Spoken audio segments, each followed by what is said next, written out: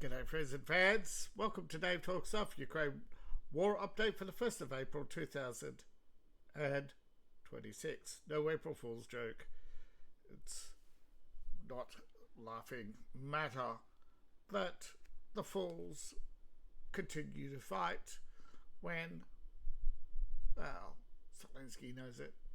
Well, Putin has no choice, Ukraine won't stop. We've seen this before. They attempted a winter truce, didn't work.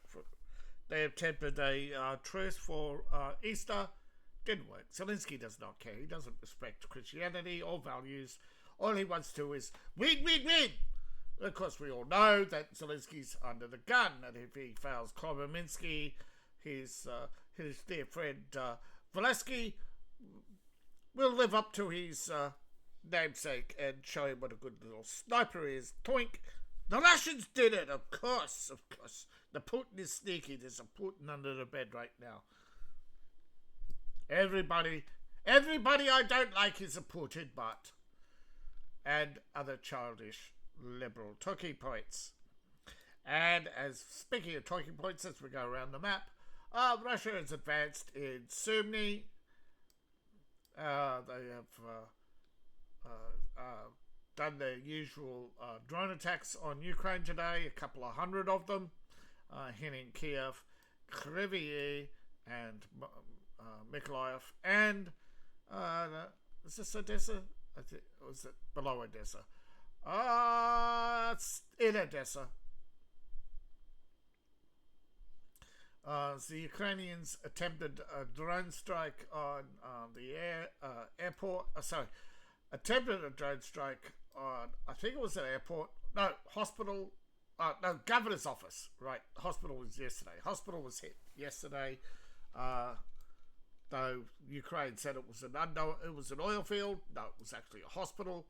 There has been an air crash of a Russian aircraft, an AN-26. Apparently it was a supply flight. Crash landed on its way out, but some say on its way in. So more on that later if there's any developing news, but I don't have anything concrete. A couple hundred drones across Ukraine, and the usual, we shut them all down, we swear. What's our source? A source is Copenhagen. And so, yeah. Some hit, some didn't. Some shut down. We never will ever know how many.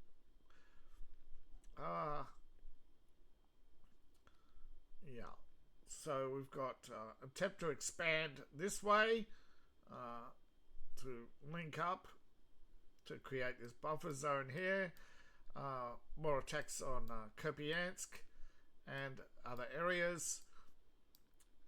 Now, there's been a bit of a shift in linemen with the Silvesk offensive, but not much of a shift. It's both sides have made progress, but in reality, Ukraine's made backward progress and lost around 40 square kilometers. Not much indeed, but yeah, there's been what they call a realignment or a reorganization on the front lines. Yeah, in other words, Russia's taken more territory, and you can see the Silvesk offensive. Yeah, they are slowly absorbing this territory in here. Notice the town names disappeared. Yeah, they do that from time to time. Yeah, towns disappear, reappear, get renamed. Nothing new. Anyway, made progress towards Filivivka. The Ukrainians forced to retreat here at Noyov.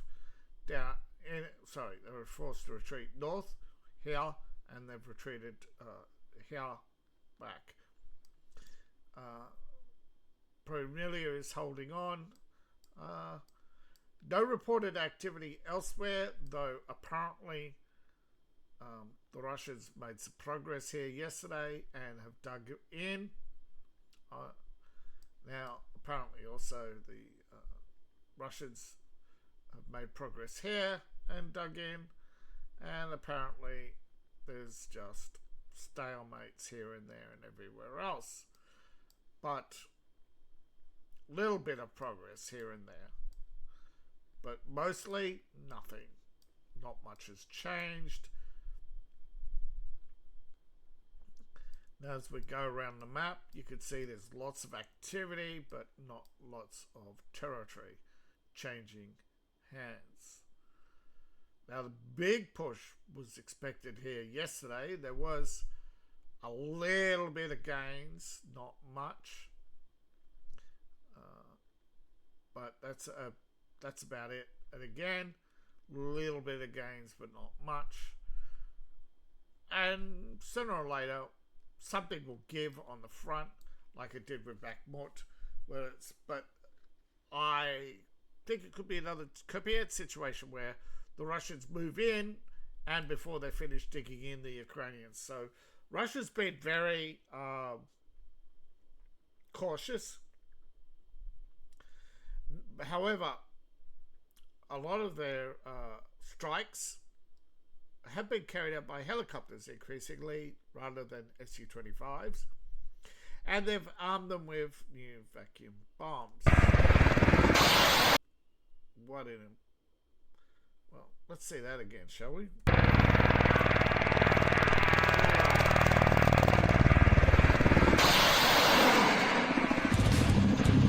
Look how, did you see how low he's flying, eh? Look how quickly he rose up. There they go. These are the new 122 millimeters, and they are, these ones, thermobaric. So instead of smashing a tank, it cooks the tank. So dead tank crew, everyone. Don't have to destroy the tank, just have to cook the crew. Yeah. Oh, bang. Alright. Bang. Yeah. There you go. Folding 122 millimeter. Yeah. Let's see. 1, 2, 3, 4, 5. Yeah, there we go. Around 800 meters. Yeah. Probably fired up at an angle. Probably have some sort of drone or fixed emplacement guidance.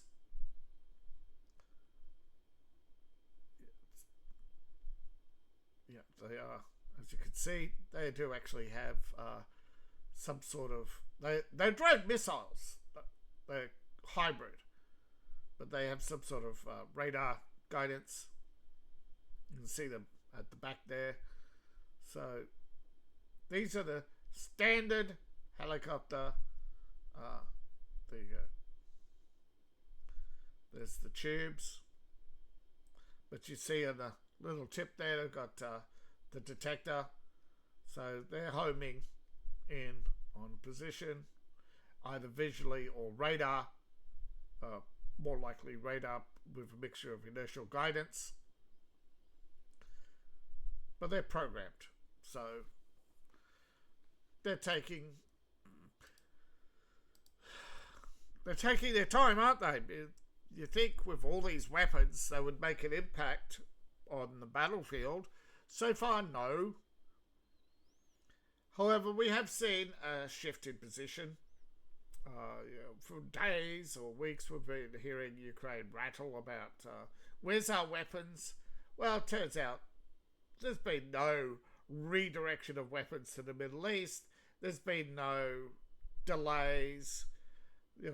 Ukraine once again wanting to be the center of attention, wanting something to cry about. Give me. Give us assurances. Give us a pat on the back. Tell us what a good little boy we are. Yes. You're not going to bring up the Holocaust, are you? You're not going to bring up the Holodomor or any of the other controversial subjects in Ukraine, are you? No? Okay, good. We're happy. That's the problem, right? Everyone wants to rag on the West, but as soon as anybody else points out, no, we don't owe you reparations. We paid them. As far as I'm concerned, we paid them, right? As far as I'm concerned, we didn't owe you in the first place. Go home. So Same with Ukraine. We owe you nothing, okay? There was an agreement. You didn't keep it. You waged war. You effed around and found out. But the Ukraine foreign minister claims that Russia was the one. Remember when I told you about all those Ukrainian drones in Poland and nobody believed me? Well, Ukrainian intelligence is now reporting that these drone incidents in the Baltic states were the Ukrainian drones deliberately redirected by Russia into the Baltic states to widen the war, as if, Russia wants to widen the war.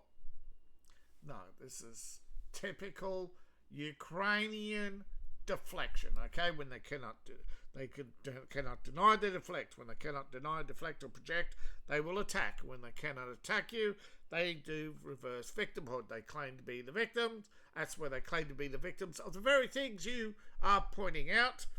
And then when that doesn't work, they just flat out call you an offender. The invader, they smear and sneer. So, yes, US is urging Kiev to compromise. Now, the Russians have agreed to a list of compromises themselves. Ukraine doesn't want any part of it. No, all they want is the US to put boots on the ground, weapons in their hands, and say, lead us to Moscow and give us all the credit. Like, everything in Ukraine is always given credit to Ukraine. Drones from England? No, they're Ukrainian drones. Laser weapons from Germany? No, they're Ukrainian laser weapons. We didn't steal the German laser, pull it apart, and make our own. No, with Chinese help. So, yay, Ukraine is testing Chinese laser weapons. Aren't you all happy? Of course, you don't think America knows and is taking notes, and China's hoping that this new laser, this is going to be a game changer. And the last time China put out a game-changing laser, it ended up in Saudi Arabia suing them for $3 billion. I think they got about $1 billion back.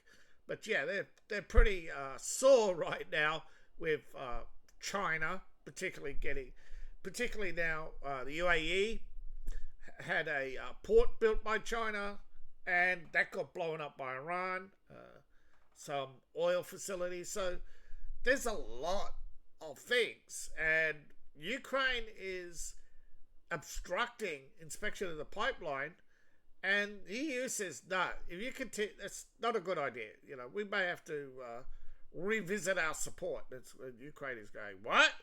Well, the Soviet-era pipeline's been delivering crude to Hungary and Slovakia for decades. Ukraine had claimed it was shut down because it was damaged in Russian strikes, something Russia denies. Budapest has also rejected Kiev's claims, arguing that the Ukrainian authorities just turned it off. There's no damage to the pipeline. There was to be an inspection by Hungary to organise repairs. Ukraine wouldn't let them.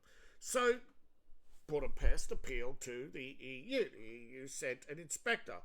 Now the EU Council has received a complaint from the Office of the Inspector General that they were not allowed to carry out this inspection.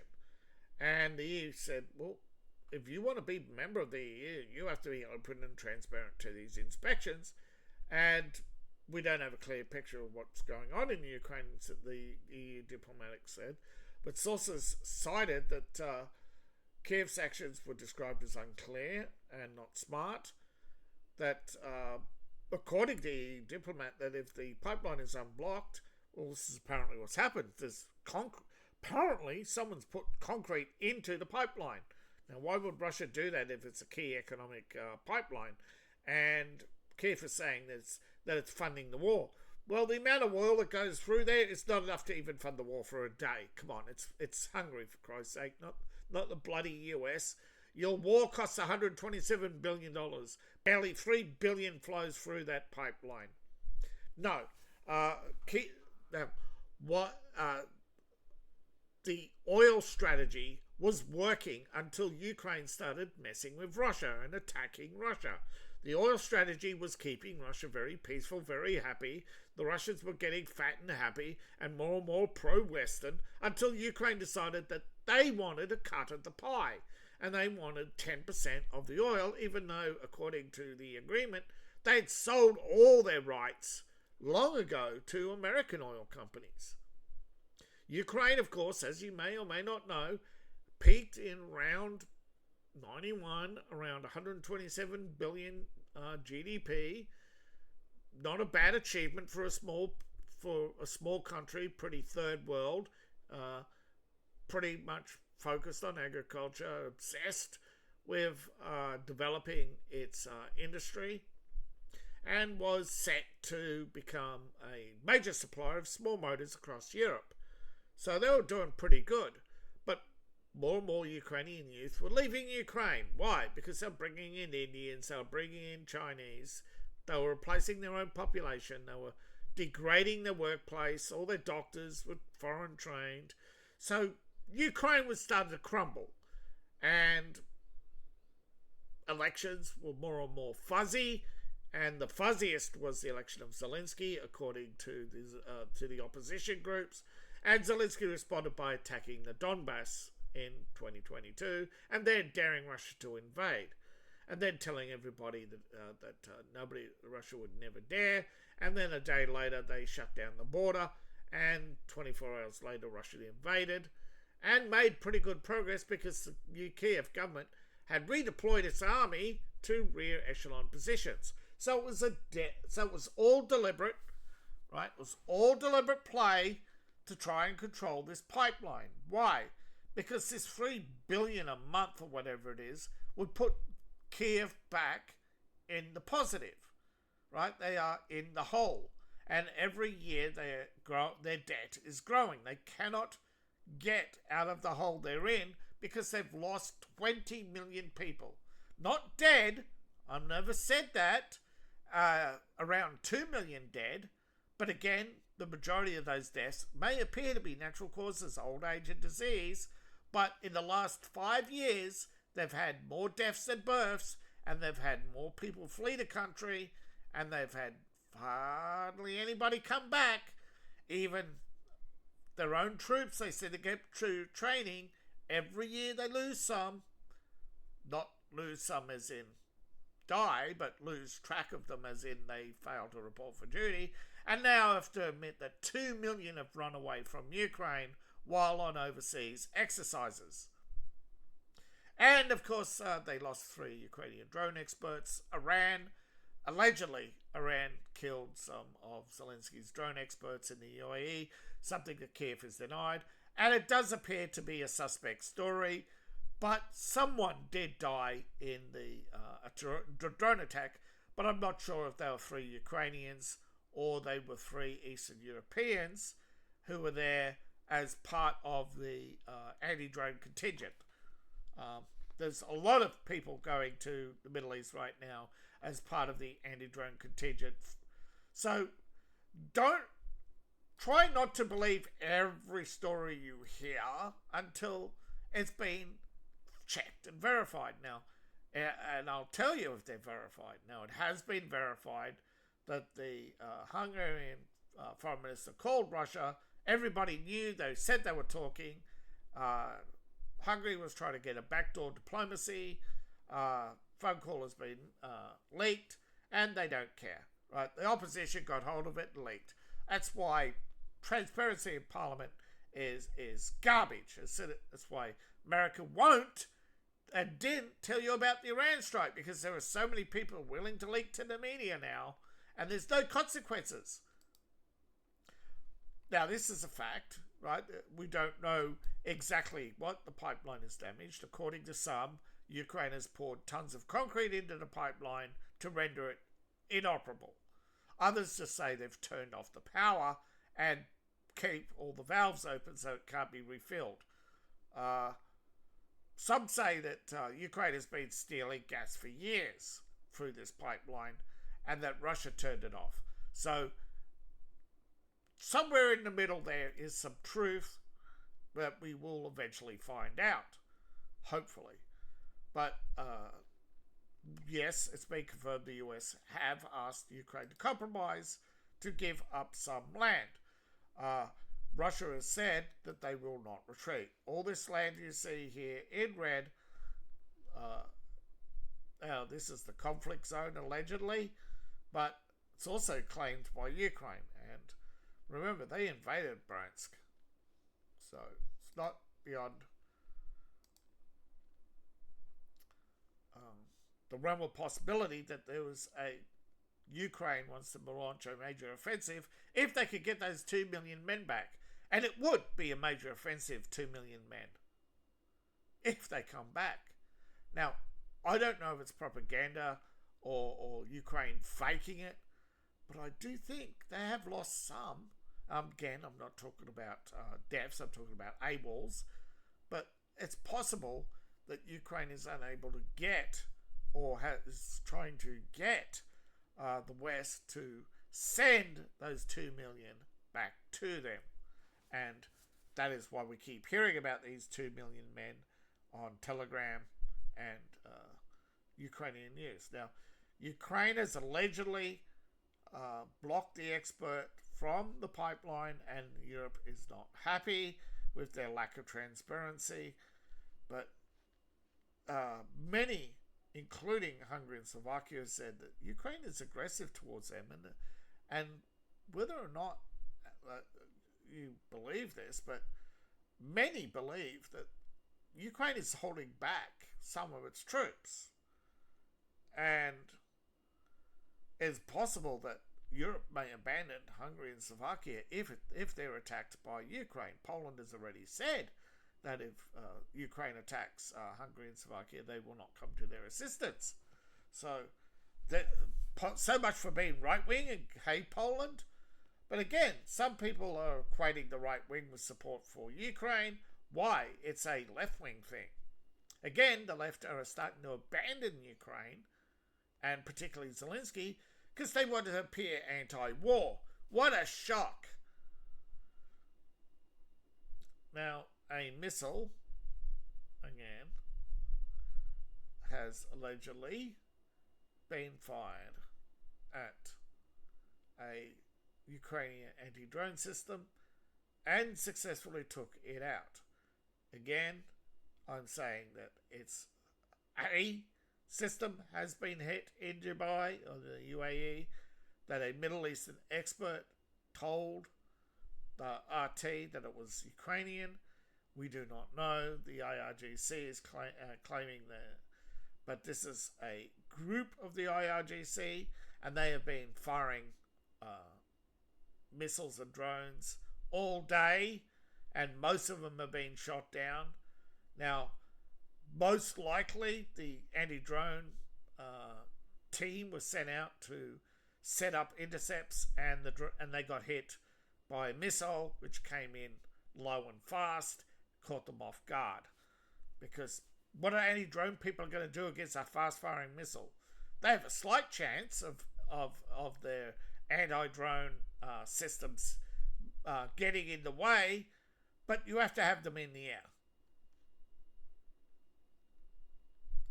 But there are counter anti-drone operations. Now, claims another 34 have been sent.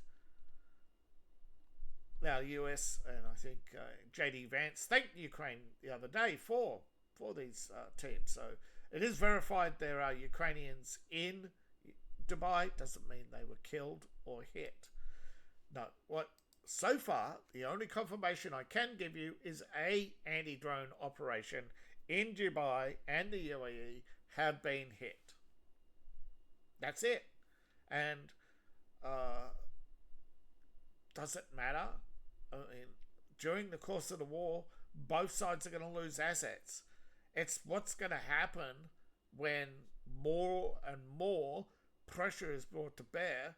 And if I was President Trump, I'd go national and make an appeal to the Iraqi generals to pick a side and say, well, either you're a side of the people or the side of the IRGC. And if you're the IRGC, you've just become a legitimate target.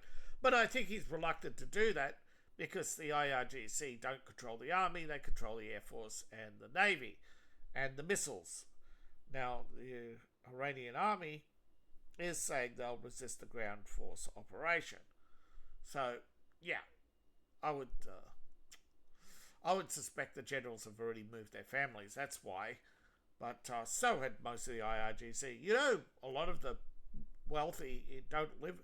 A lot of the wealthy Iranians don't live in Iran. They live in Azerbaijan, and they take the drive down every day, or fly in, fly out. Especially with the, if I was America, I would accidentally set fire to all that. But again, you know, depends what you want to do. But I would destroy some of the routes in and out of Iran, particularly in the north, and that would really start to get people panicking. But he could be leaving them open for refugees to make sure that Russia has a refugee crisis instead of the West for a change. Because we all know every time there's a refugee crisis, particularly in Syria, Russia closes its borders. So Russian forces have taken another town. List of deaths and casualties which cannot be confirmed, but they do toll with others in the past, and these are actually quite low compared to past casualty reports. But again, today they, do the usual what they did and did not do, and there's not much to it. File photos, not current photos.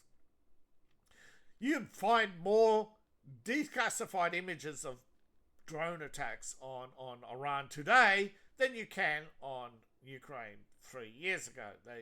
Ukraine and Russia are all keeping secrets, and I think this is because this war, not to discourage anybody from joining the military or to degrade the Russian military or the Ukrainians, that basically they are not doing well because both sides are reluctant to press hard on this war. And I don't blame them. The winters can be really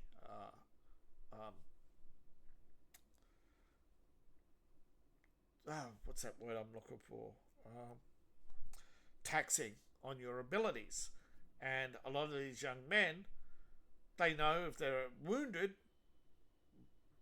there's a very likelihood of not going home. But if they're wounded a few times, so as long as they keep their distance from each other and people are getting wounded, no one's really caring if, like Zelensky, of course, is caring, screaming, we've got to kill 50,000 orcs a day, but it's not happening. Ukraine isn't putting up the fight that Zelensky's demanding, and Russia can't put up the fight that they need to continue advancing. They are grinding, but they are also wearing down their own capabilities. No weapon so far has changed the course of the war. For the Ukrainians and the Russians, it still remains artillery, and the slight advantage for Ukraine is in the Bradleys, and that's slowing the Russians down, not stopping them. And for the Russians, their technologies are able to at least defeat some 1990s to early 2000s, some early 2000s Western equipment. But you compare that equipment to the Iran conflict, and America brought to bear even a tenth of the firepower that they've used against Iran in Ukraine, which is why Zelensky is sobbing, by the way. And he is sobbing. You can look it up. Zelensky crying for arms, I think the story was, in Poland until they took it down. Someone might have it. Yeah, he is really, really, really right now wanting not F-16s, F-22s and Tomahawk missiles. Give me 1,000 and I'll win this war. That's what he said, by the way. I wish I had captured it. But again, I had no idea it was going to be taken down. So I went with this one instead. Well,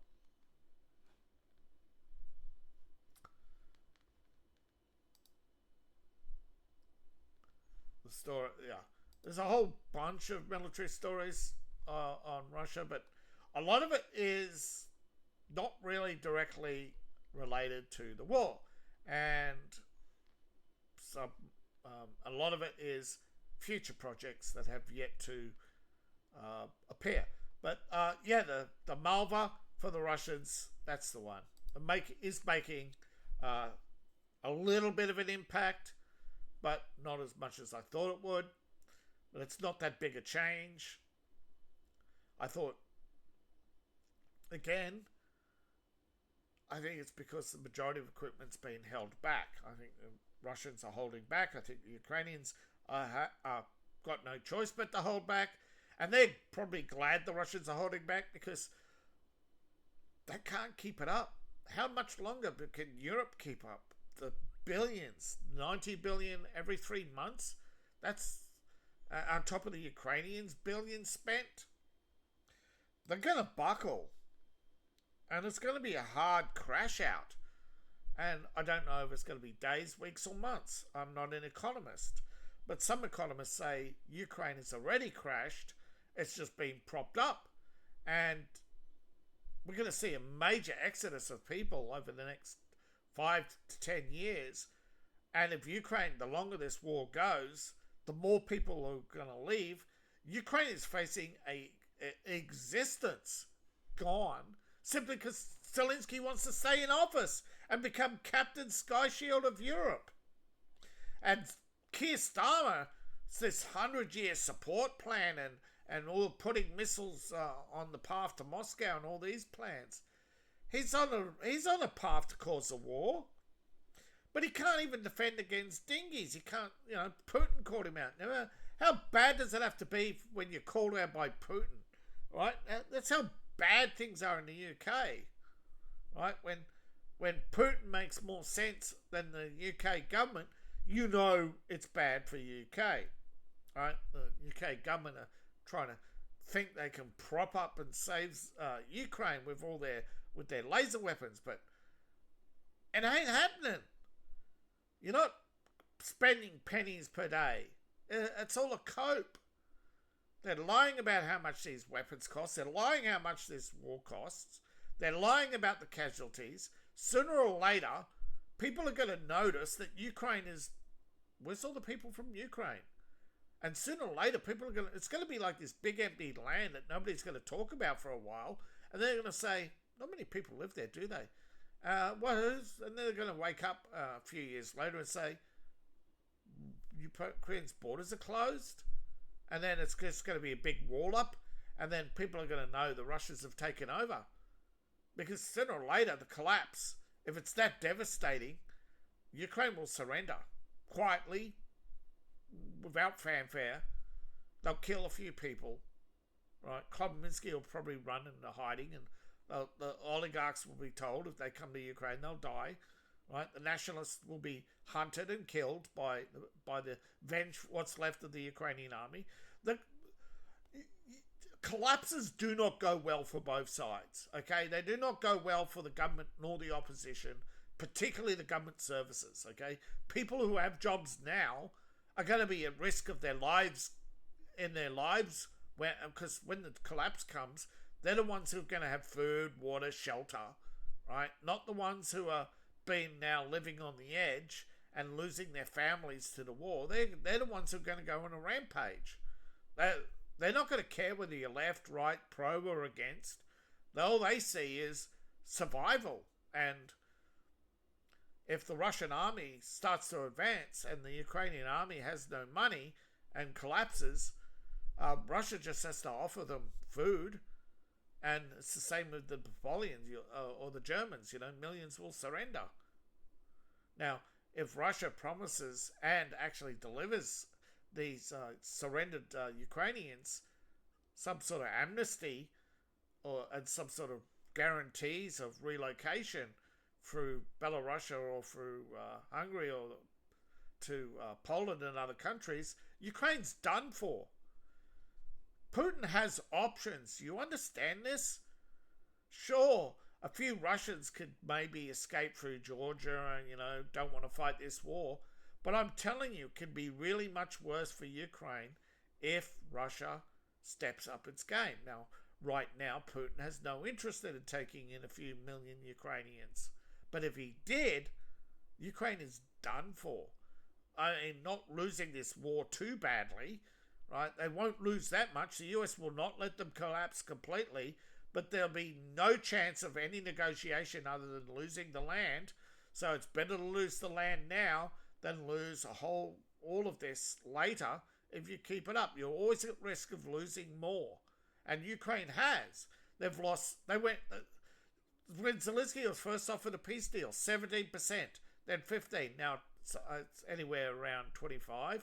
But they can lose up to 28% of Ukraine, according to the study for the Institute of War, before Ukraine will decide there's a ceasefire. I think some experts say if it reaches 30%, Ukraine has no choice. They'll be forced to ceasefire. So Europe is urging as well Ukraine, but at the same time they're so committed by ideology to this war that nothing is meaningful from the Europeans. But if there's a collapse in Europe and a few more governments shift, if France continues to go right, Germany will continue to go right. I don't blame the Germans. The Greens have sold them out. The Merkel's sold them out. There's no political party other than the Alternative for Deutschland who's pro-Germany right now in Germany. It's the same in France. All the parties except for Marine Le Pen are all pro-Europe, not pro. Same in Hungary. Orban's the only pro-Europe.